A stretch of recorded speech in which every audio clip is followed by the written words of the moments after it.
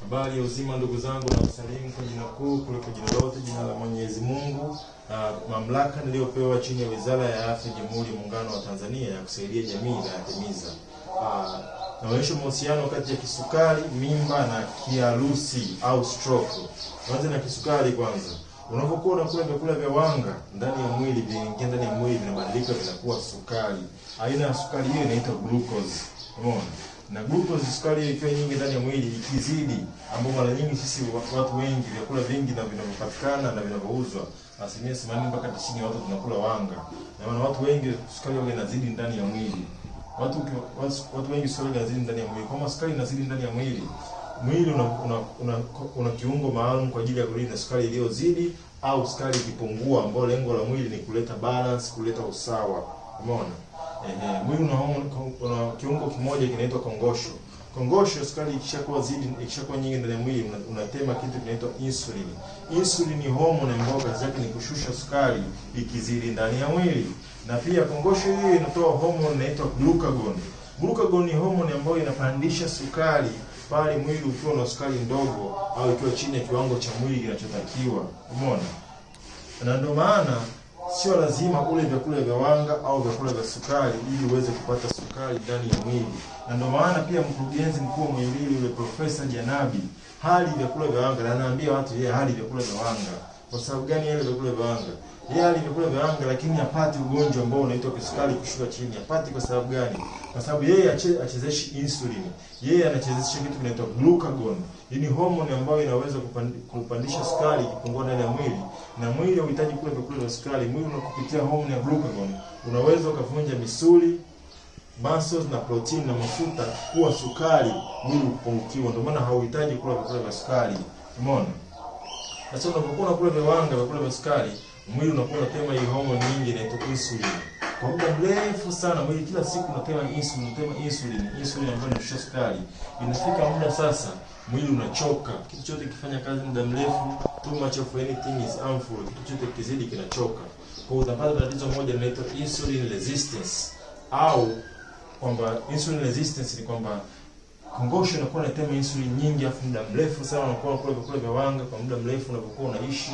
Kwa hiyo unasababisha kwamba insulin kazi yake kwanza ni kufanya seli za mwili zitumie sukari ile iliyoko ndani ya mwili ambayo imezidi, ili sukari itumike iishi. Inatanua seli zote kupokea sukari. Sasa insulin resistance ni kwamba seli sasa zinajaa sukari ndani ya mwili. Seli za mwili zikijaa sukari zinafunga. Kwa hiyo zikifunga, insulin tena inakuwa ifanyi kazi, afu inaishiwa uwezo. Kadri unavyoenda pia quality yake, uwezo wake unaisha kwenye kushusha sukari. Kwa hiyo inapelekea insulin resistance ambayo inakuwa insulin inakuwa nyingi sana kwenye damu, ambayo inakuwa inatemwa na kongosho. Insulin haifanyi kazi yake ya kutanua seli itumie sukari, ndipo inapelekea insulin kujaa nyingi kwenye damu. Sasa insulin inapokuwa nyingi kwenye damu, ndipo insulin nyingi hiyo husababisha mapungufu ya vitamin C. Insulin hii ndio inapelekea mapungufu ya vitamin C ndani ya mwili. Unasikia ndugu zangu? Kwa sababu gani insulin ikiwa nyingi ndani ya damu, ikiwa na kongosho nyingi muda mrefu, inapelekea vitamin C kupungua ndani ya mwili? Vitamin C vitamin C inafanya kazi ndani ya mwili jinsi inavyofyonza pamoja na vyakula vya sukari au vyakula vya wanga. Iko hivyo. Ukiwa unakula vyakula vya wanga pamoja na vyakula vya sukari, vya wanga na sukari au ngano, ambao wanga ibadilika ndani ya mwili kwa sukari. Ukiwa unakula vyakula vya wanga, afu ukiwa unakula vyakula vya vitamin C, mwili uko hivi jinsi unavyochukua vyakula. Mwili kitu cha kwanza kabisa kati ya vyakula vya wanga na vitamin C, yani wanga ambao ikibadilika ndani ya mwili inakuwa glucose. Kitu cha kwanza mwili ukichukua pale huwa ni glucose. Mwili unachukua kwanza glucose unaitumia, afu unaifanya vitamin C ya mwisho kabisa. Kwa sababu mfumo wa mwili wa kuweza kupokea hizi vitamin C na sukari ndani ya mwili ambao unatokana na vyakula vya wanga umefanana sana. Mekanizmu mfumo wake wa sukari na vyakula vya vitamin C umefanana sana. Kwa hiyo lakini mwili wao unachukua kwanza wanga ambayo inatokana na vyakula vya sukari, unatumia kwanza glucose, alafu mwishoni inafanya unatumia vitamin C. Kwa hiyo kuna vyakula vya wanga sana na vyakula vya sukari na ngano nyingi, inapelekea mwili kutumia hii vitamin C na kutumia sukari nyingi, ndipo inapelekea mapungufu ya vitamin C. Na insulin ikiwa nyingi ndani ya damu husababisha vitamin C mapungufu kwa makubwa. Kwa mapungufu ya vitamin C ndani ya mwili, nitawatajia pia vyakula vya vitamin C kula nini, vipi usijali. Mapungufu makubwa ambayo yanapelekea vitamini C kupungua ndani ya mwili huwa mara nyingi yanalenga matatizo na yanaleta matatizo makubwa kwenye mfumo wa mishipa ya mwili, kwenye mfumo wa mishipa ya damu ya mwili. Vitamini C mapungufu inaleta madhara makubwa na effect kubwa yanalenga mifumo ya mishipa ya damu ya mwilini. Na kwenye mfumo wa mishipa ya damu ya mwili kitaalamu inaitwa vascular system. Vascular system ambayo hii jina la achana na majina ya vascular system, majina ya kitaalamu ambayo hizi lugha ya Kiingereza inatumika kuchanganya watu kabisa, na mimi nitawathibitishia kwa kuhakikisha nitakachokieleza hapa hata mtoto mdogo wa miaka 7 mpaka mtu mzima ataelewa kupitia lugha yetu ya asili ya taifa. Yaani ni swala simple sana, itakiwa hata swala la afya ile kwa lugha ya taifa ya Kiswahili. Kwa hiyo sasa mapungufu ya vitamin C yanalenga mfumo wa mshipa ya damu mwilini ambao inaitwa vascular system. Kuna lugha ya kitemi hiyo kikoloni na tuletea vascular system. Na kwenye hizi vascular system wao inahusisha mishipa kama ya artery, veins na capillaries. Zote inahusika katika mfumo wa mshipa ya damu ya mwili ambayo inajenga pia vascular system. Hiyo mfano mishipa inakuwa na lengo kwenye mapungufu ya vitamin C ni kama huu hapa. Umeona mshipa? Kwa mfano huu ndio mshipa wa damu. Hii layer chini, hii layer juu. Mshipa ndio mshipa wa damu. Umeona madhara yake yanapokuwa vitamin C, ngoja nionyeshe vitamin C inapelekea matatizo haya. Ukiona insulin ikiwa nyingi ndani ya damu husababisha mapungufu ya vitamin C ambayo yanalenga mishipa ya damu kuharibika. Ni kama hivi. Unaona hii mishipa ya damu hii ambayo kama mshipa damu huu ni aina artery. Hizi layer hizi za hii mishipa damu za ukuta zinaitwa humu ndani inaitwa endothelial cells. Endothelial cells inaitwa endothelial cells. Na hizi seli za ndani za mshipa wa damu ambao ni kama mstari mmoja ulionyoka. Nitaonyesha evidence hapo, mtaona hiyo hapo Google zaidi mtaona. Dr. Chris mwingine ambao mimi part 2 nitaonyesha. Angalieni hapo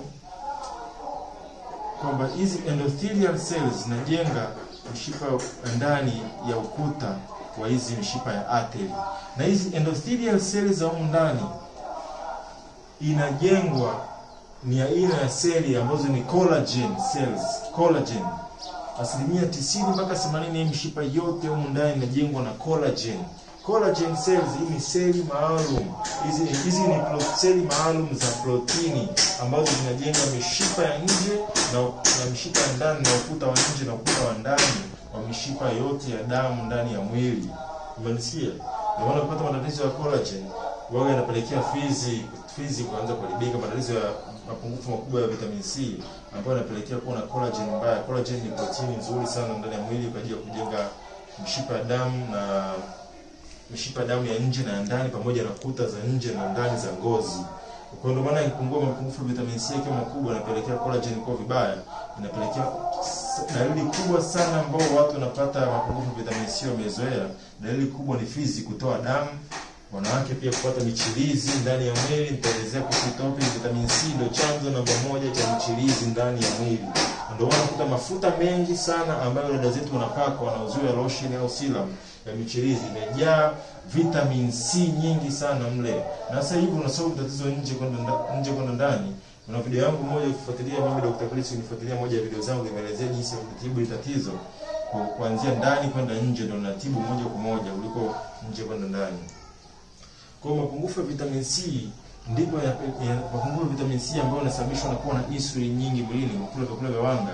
Vitamin C ndio kwanza ndio inahusika kujenga hizi collagen cells ambazo zinaitwa endothelial cells. Umeona?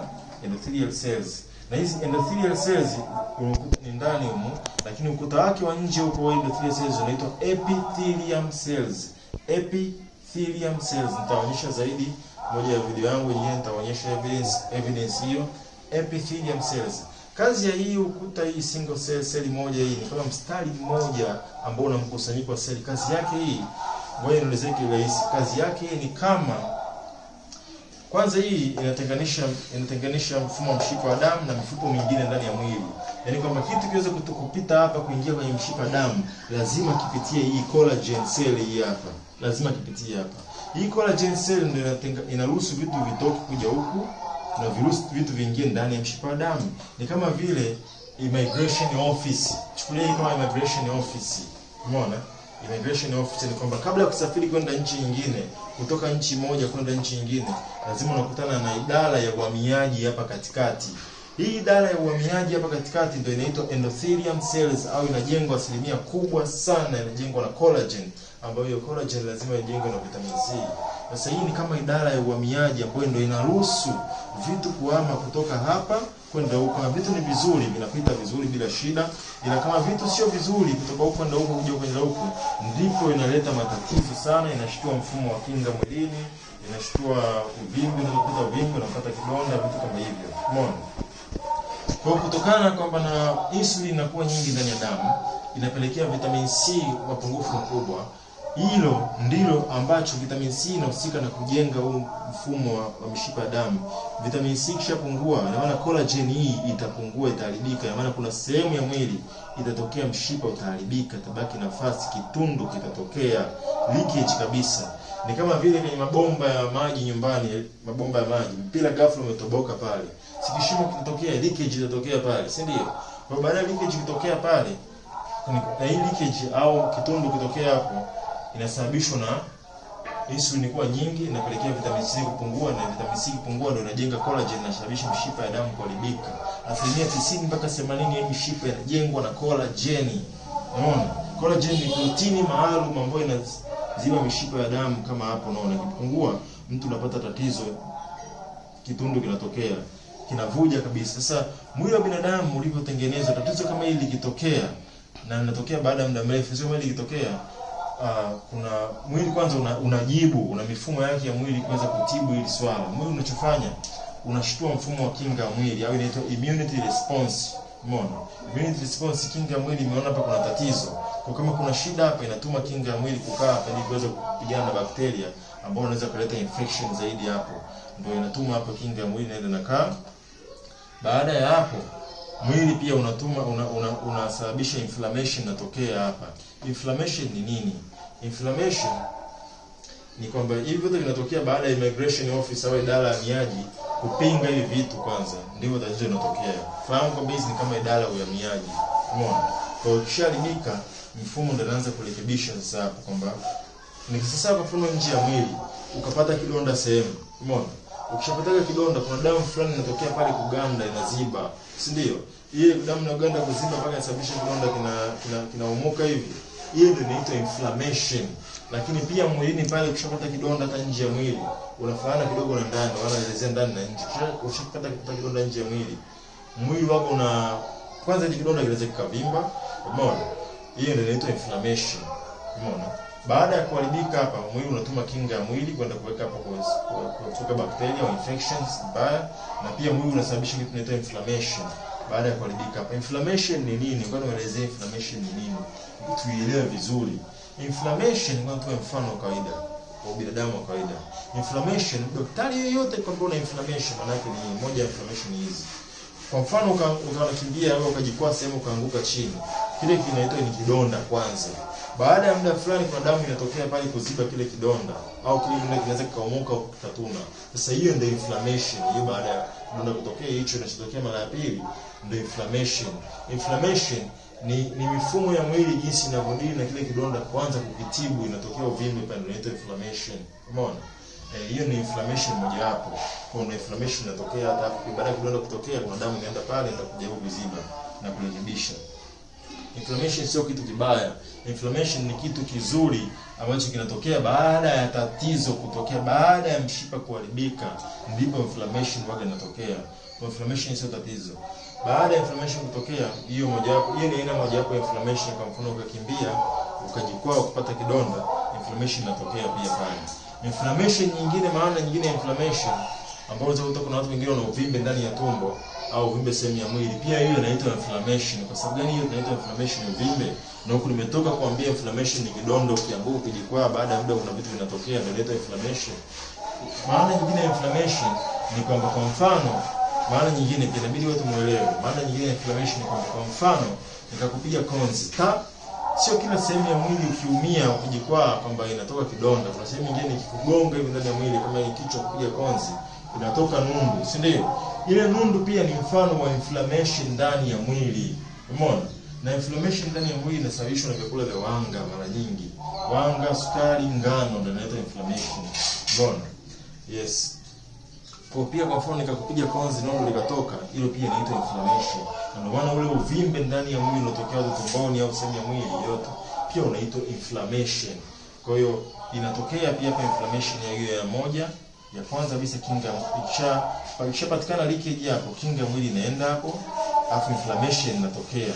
Baada ya kinga mwili kutokea hapo na inflammation kutokea, kitu kinachofuata kingine, kitu ambacho kinachofuata kingine hapo kwenda kurekebisha hilo tatizo kwenye mfumo wa mwili.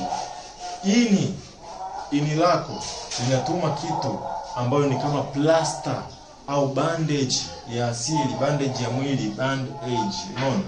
Mwili unatuma kama kitu kama plaster au bandage. Umeona? Band-aid. Mwili unatuma kitu kama plaster au bandage kwenda kurekebisha hapo. Mwili wa binadamu una uwezo wa kutuma plaster ya ndani ya mwili kwenda kurekebisha sehemu. Na hiyo plaster ambayo inatumwa hapo inaitwa LDL au cholesterol. Umeona? Cholesterol unakuta inaenda kukaa hapa kuziba ile sehemu ambapo tatizo limetokea. Umeona? Sasa LDL inaitwa low density lipoprotein. Hii LDL ni cholesterol ambayo watu wanaita mafuta mabaya au bad cholesterol. Ni kosa kabisa, afu na sio watu wanaita mafuta mabaya tu. Watu wanaaminishwa na hata mfumo mkubwa kabisa wa elimu na hata madaktari kabisa wanawaambia watu kwamba mafuta yanasababisha mishipa ya damu kuziba. Sio kweli. Hapa kwenye nilivyoonyesha hapa, mishipa ya damu haijaziba. Yaani cholesterol inakuja pale baada ya tatizo kutokea, sio kabla. Cholesterol inakuja kama plaster, bandage baada ya tatizo kutokea. Wewe ushakuona ndani ya nje ya mwili pia. Ukipata tatizo nje ya mwili popote, au kuna mafuta fulani yanatokea pale, mafuta ya njano hivi. Eti ndugu yangu, je, unaona hata kameraman hujaona? Ni kweli hicho. Ushaikuona? Ukipata kidonda baada ya muda fulani kuna mafuta ya njano yanatokea pale kukava kile kidonda. Watu wanakuambia usitoe kwanza mafuta, subiri kwanza kidonda kikauke ndio unatoa. Hiyo ni kama bandage ya mwili yenyewe ya asili inakuja kuziba kile kidonda pale. Cholesterol wanaisingizia elimu ya afya. Ndugu zetu wengi sana wanakufa na wameshakufa, wengine miaka nyuma imepita, na wengine sasa ambao hawana hizi taarifa wanaumia, wanaambiwa cholesterol ndipo inapelekea mishipa ya damu kuziba. Kumbe sio. Cholesterol ni kama vile, kwa mfano, kwa mtu ashumu, kwa mfano nyumba inawaka moto, si ndio? Nyumba inapokuwa inawaka moto, watu wa kwanza kufika pale kwenye ile nyumba inawaka moto, ukakuta zima moto ndio wa kwanza kufika, au firefighter ndio wa kwanza kufika pale kwenye zima moto kwa nyumba inawaka moto. Sasa kwa sababu sisi raia tumekuja tunafuata pale kwenda kuchunguza, tunakuta fire ndio wa kwanza kufika kwenye ile nyumba kuanza kuzima moto. Sasa kwa sababu tumekuta fire ndio wa kwanza kufika kwenye nyumba kwenda kuzima moto, sisi hapa akili zetu tunaashumu kwamba fire ndio wameanzisha ule moto, kuwasha ule moto. Sio kweli. Fire hawajaanzisha kuwasha ule moto. Kwa fire wameenda pale kwenda kuzima, ni kazi yao wa kwanza, ndio wafike pale na wamefika. Umeona? Wamekuwa kwanza, wametimiza wajibu wao. Umeona? Kibinadamu mtu anaweza kuchelewa fire, lakini katika fire wa ndani wa mwili ambao kazi yake ni kuzima moto, tatizo ikitokea mimi unafanya kazi automatic, na mwili unafanya kazi haraka sana. Kwa hiyo tatizo likishatokea pale leakage, iwage inatumwa LDL cholesterol iende kuziba pale. Sasa kwa sababu wanakuta cholesterol iko pale, wanafundisha madaktari mpaka wengine wataalamu wa afya nawaambia watu kwamba cholesterol, mafuta, ndiyo yanapelekea mishipa ya damu kuziba. Kumbe chanzo kabisa cha kwanza ni mapungufu ya vitamin C ambayo yanasababishwa na kuwa na insulini nyingi ndani ya mwili, ambayo yanasababishwa na kula vyakula vya wanga asilimia 80 mpaka 90. Umeona? Baada ya tatizo kutokea, ndipo LDL au cholesterol inatumwa na ini kwenda kurekebisha pale. Baada ya cholesterol kufika pale, kinachofuata kingine kwenda kurekebisha pale, mwili unatuma pia calcium, inakuwa inaenda pale kuziba calcium. Calcium pia inaenda kuziba pale. Kwanza kabisa nimekwambia cholesterol inaenda kuziba, calcium pia inaenda inaziba, na pia zinafuata pia connective tissue zingine. Connective tissue ni tissue ambazo kazi yake ni kuziba tundu lile lilotokea leakage hapo na connect. Kwa connective tissue zingine pia zinafuata kwenda kutatua ile tatizo. Sasa vile vitu vinakuwa vinafika pale ndio vinasababisha mshipa wa damu kuziba. Umenisikia? Lakini vile vitu vilifika pale sio kwa ajili ya kusababisha matatizo, vimewekwa pale ili kutatua tatizo. Sasa sisi elimu au the matrix yao wanaaminisha watu kwamba cholesterol ndio kitu kibaya. Cholesterol inafika hapa baada ya tatizo kutokea, kuharibika, vitamin C kupungua, collagen kuwa mbaya. Ndio collagen inajenga protini, ndipo inapelekea cholesterol kuja kuziba. Calcium inafuata na connective tissue zingine ambazo tissue za kushikilia na kuunganisha kusolve tatizo. Umenisikia? Kwanza kuhusu LDL na nieleze kitu kidogo. Ini wanaita kwanza LDL wanaita mafuta mabaya au bad cholesterol. Wanawaambia watu mafuta mabaya na watu kibao. Yaani hii video yangu naeleza hapa ndugu yangu inabidi hata sio sielimishi tu raia. Inabidi hata madaktari pia wapewe hii video naelezea kwa kupata hii elimu. Kwa sababu the matrix sidhani kwa nini wataki tujue ukweli, lakini Mwenyezi Mungu anatumia watu wao kusaidia wengine. Sasa hii LDL ambayo naelezea vizuri kidogo, japokuwa hii ina video yake maalum moja naelezea vizuri. Katika ini, mafuta yote ndani ya mwili ya lazima yapitie kwenye ini. Mafuta yote ndani ya mwili lazima yapitie kwenye ini. Sumu zote ndani ya mwili lazima zipitie kwenye ini. Umeona? Turudi kwanza mafuta hapa. Ini ina vitu viwili ndani ya mwili kwenye kudili na mafuta. Kuna HDL na kuna LDL. HDL ndio wanatuambia mafuta mazuri, alafu LDL wanatuambia mafuta mabaya. Sio kweli, sio kweli. Kwanza naomba niguse kidogo tu, sio kweli. HDL kirefu chake ni high density lipoprotein. Nisikize kwanza kitu. Hii ni high density lipoprotein. High density lipoprotein. LDL ni lower density lipoprotein. Lipo, kuna neno hapo lipoprotein. Umeona? Kuna lipoprotein. Unasikia? Alafu lakini katika watu wanaoelezea shuleni na hata watu wengi wanaongea wanaita hii mafuta mabaya. Sio ioni protini. Hii sio mafuta.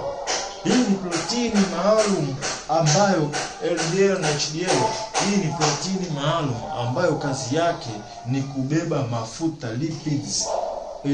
Ni protini ambayo kazi yake ni kubeba lipids, mafuta haya kwenye ini. HDL au high density lipoprotein ni protini maalum ambayo kazi yake ni kubeba mafuta kutoka kwenye mifumo ya mwili mingine na kuirudisha kwenye ini. Baada ya kishapita kwenye ini, sasa kutoka kwenye ini kwenda kwenye mifumo mingine, na kuna kitu kinaitwa LDL au lower density lipoprotein.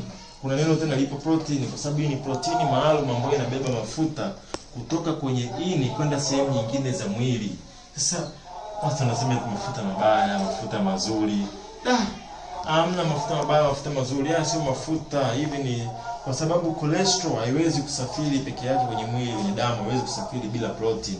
Naonyesha evidence nyingine mtaiona hapo pembeni. Dr. Chris nitaonyesha hiyo.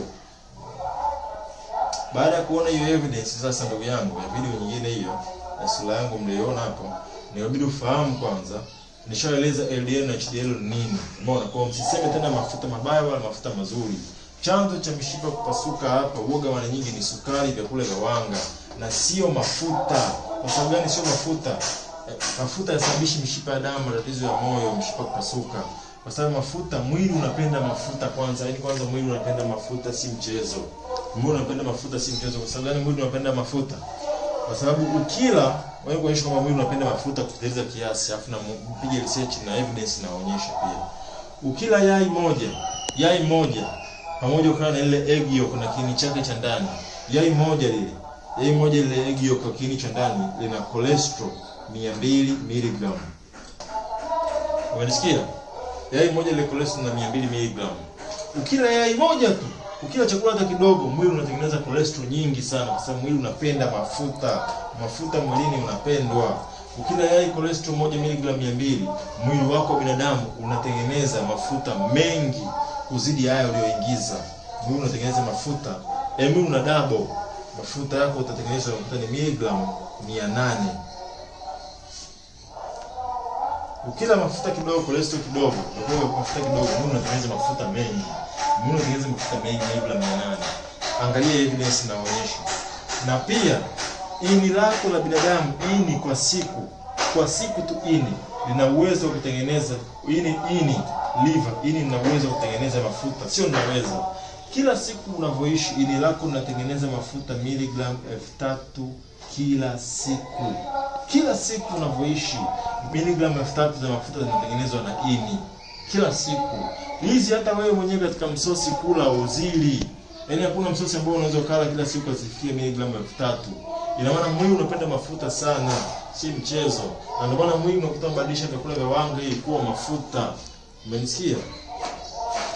Unabadilisha vyakula vya wanga kuwa mafuta, na pia unabadilisha hata protini kuwa mafuta. Mwili unaweza kubadilisha tissue tofauti mwilini kuwa mafuta. Unaona? Kwa mwili unapenda mafuta, si mchezo. Unaona ndugu zangu? Na mafuta hayo yanamaanisha mafuta mazuri kama mafuta ya parachichi, mafuta ya samaki. Ndio maana wagonjwa wenye pressure, sukari, matatizo ya moyo, shangaa tu kama tunawapa vidonge vya fish oil, mafuta ya samaki, ni ya mshtuki. Kwa mafuta mazuri kama wewe unahitaji mafuta ya parachichi, mafuta ya nazi pia ni mazuri, mafuta yale natural. Unajua mafuta yale ambayo yanatumia zoea, mafuta ya kolie, mafuta ya alizeti, sio mafuta mazuri, mafuta ambayo yanatokana na seed oil au mbegu.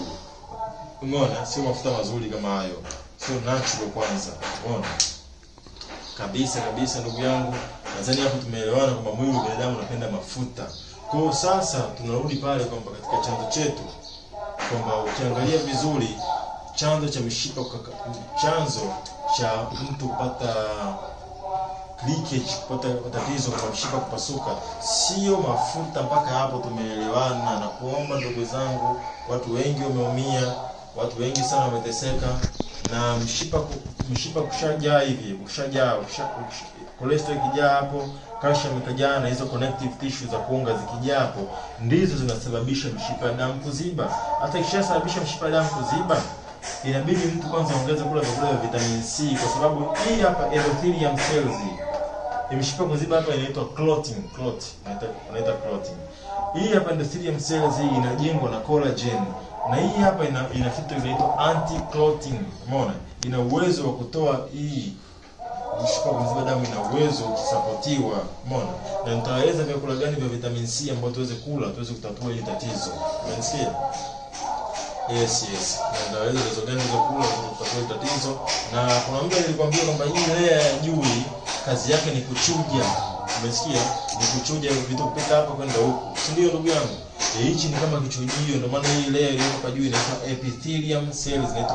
Ukuta wa nje unaitwa epithelium cells. Sawa ndugu yangu, nadhani tumeona kuhusu hii layer inasaidia sana vitu kupita na kuondoka, na hii layer inajengwa mara nyingi na vitamin C. Na mimi sipendi kushauri watu watumie vitamin C supplement au watumie majuisi kama ya dukani, vitu kama hivyo, kwa sababu hizo juisi za dukani, hata vitamin C supplement nyingi unakutaga zina kitu ndani kinaitwa ascorbic acid. Ukisoma juisi nyingi unazokunywa, angalia juisi yote kinunua dukani na ongea vitamin C ya chungwa, embe, kwa nyuma imeandikwa ascorbic acid. Unasikia? Ascorbic acid ile sio vitamin C full. Ile ni sehemu tu ya vitamin C, ni part tu. Ni kama vile mti mzima uchukue jani, ile sehemu ya jani. Kwa sio vitamin C, ni sehemu tu ya vitamin C. Kwa sababu kila vitamin C yenyewe ya asili, original kabisa katika vitu vingine, mboga za majani au matunda, waga haiji peke yake vitamin C. Umeona? Waga haiko peke yake. Waga na vitu vingi. Kwa mfano utakapokula vyakula vya vitamin C, mara nyingi kama vitamin C ipo karibu, basi pia madini ya copper yanakuwa yapo karibu. Kwa sababu palipo vitamin lazima na minerals. Palipo vitamins lazima madini waga pia yapo. Yes, na maana ikipo vitamin C karibu waga na madini ya copper. Na kama pia ipo vitamin C karibu, au basi vitamin K pia na kuwepo karibu. Na kama ipo vitamin K pia kuna vitamin P pia na kuwaga ipo karibu, vitamin P. Najua hujafundishwa shuleni hii, hata wadaktari wengine kama wanasikiza wanashangaza, vitamin P, unashtuka vitamin P. Kuna vitamin P ipo. Vitamin P inawakilisha permeability. Permeability maana yake ni urahisishaji wa vitu kutoka hapa kwenda huku. Inafanya vitu vinakuwa very simple hapa. Umesikia? Vitamin P pia inawakilisha anti-inflammatory ambayo inasaidia kuondoa uvimbe. Inaitwa vitamin P pia na anti-inflammatory. Anti-inflammatory ni kwambia inflammation inasababisha uvimbe. Kwa hiyo vitamin P inasaidia kutoa uvimbe. Umesikia? Na pia ndani ya vitamin C kila ya asili kama mimea, majuisi unaikuta pia ascorbic acid, unakuta pia vitamin K, copper na hizo zingine. Kwa maana nashauri watu watumie vitu vya asili na vyakula zaidi kuliko supplements. Supplement nyingi za vitamin C nyingi sana ni fake. Nyingi ni fake, hata juisi za dukani hazisaidii chochote, au za vitamin C kidogo sana. Juisi za dukani za vitamin C kidogo kwa sababu zinapigwa moto ili ziweze kukaa dukani muda mrefu, napitia hatua zinaitwa pasteurization. Kwa maana sio tumie vitamin C dukani. Umeona? Mpaka hapo tumeshaelewa chanzo cha mshipa kuziba ni nini, na vitamin C hiyo ukitumia kutosha inaweza kuepusha mtu usipate stroke kabisa. Unasikia? Kwa hiyo tunaona kabisa mapungufu ya vitamin C ndipo yanapelekea mshipa kuziba na mpelekea mtu kupata stroke. Kwa mpaka hapo tumemaliza ndugu yangu mahusiano kati ya vitamin C na kisukari au vyakula vya wanga au insulin resistance. Nadhani hapo tumeelewana ndugu yangu, na kuna mahusiano makubwa kati ya vitamin C na watu wenye mimba, na kuna mahusiano makubwa ya kiharusi nimeshawaeleza, kiharusi au stroke.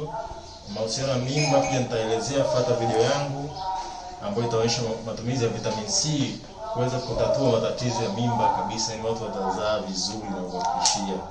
Fuata video yangu nyingine, naitwa Dr. Chris, na Mwenyezi Mungu anatumia watu hapa duniani kusaidia na kutibu wengine pia.